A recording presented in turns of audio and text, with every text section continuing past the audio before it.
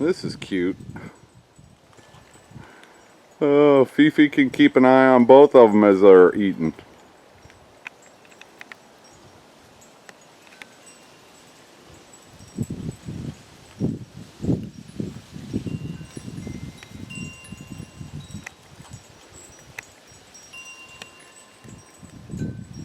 Oh yeah, sorry Bob, I know it's rude to show you eating.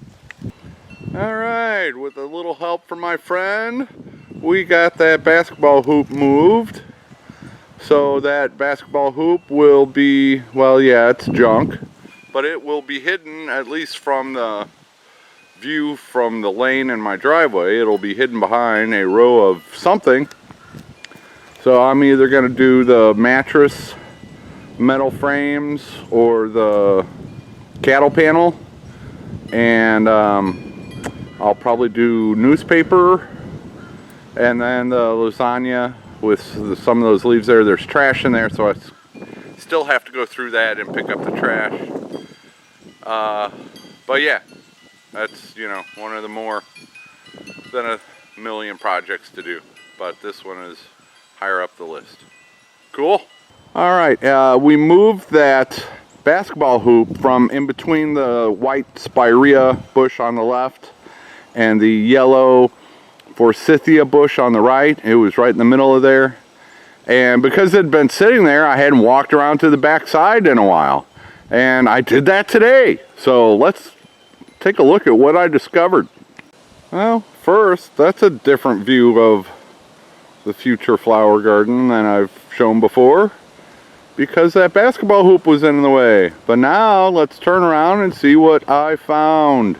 This tree, which I had thought was pretty much dead, has pretty flowers on it. Judging by the pits I am seeing on the ground underneath it, this is an old peach tree. And it's got some other type of tree growing out next to it. But this branch has completely broken off, and it is lying on top of another white spirea bush. But there's still a few blooms on this piece that's fallen down, so that's kind of interesting. It might still barely be alive.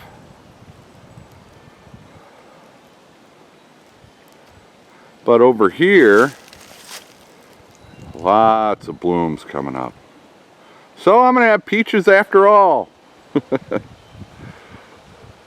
And the spirea, well, I'll be talking about that for a while, I'm sure. But yeah, I got another peach tree. It could use some pruning and some love and tenderness, but cool. It's alive and well. I had written it off as dead. And I didn't know it was a peach tree then either.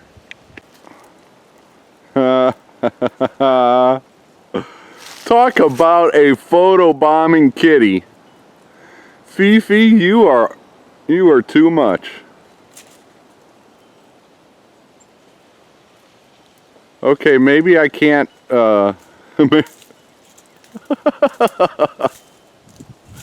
You're gonna fall in the middle of that bush.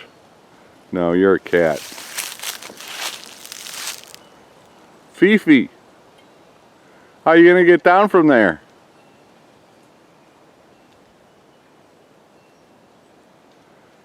I couldn't script this, folks. Life on a homestead.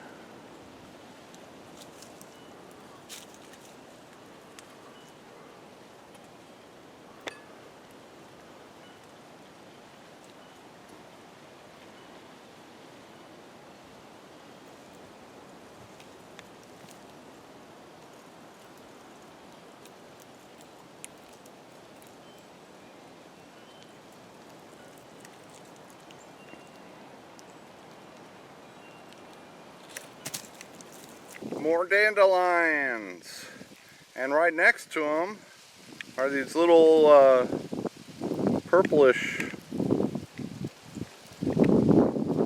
no clue. That is leftover chicken feed. Number 1 and 2 just came, you know, they were following me around, so I had to get them some food.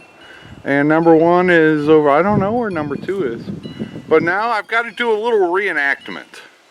I fed, oh, there's number 2 and 3. Okay, they're all there.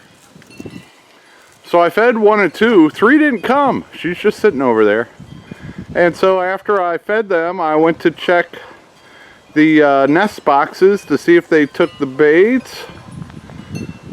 So, yeah, this is a reenactment. All right, walking up to the shed. Got to crouch down so I don't hit my head on the door. Lift up the board. Nope, those are the decoys I left in there, so they did not take the bait. But I noticed 3 was missing, because 1 and 2, yeah, FiFi, you got to photobomb every time.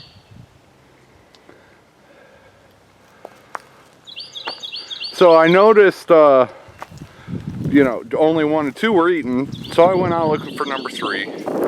And here's what happened next. After her little broody episode the other week, whenever number 3 isn't around for a while, I go check the old nest. So this is a reenactment, but I go check the old nest and, well, what do you know? I don't know who laid it. I'm guessing number 3. But yeah, so they started, one of them at least, started using the old nest again. So you can build a nesting box, but you can't make a chicken lay their eggs in it.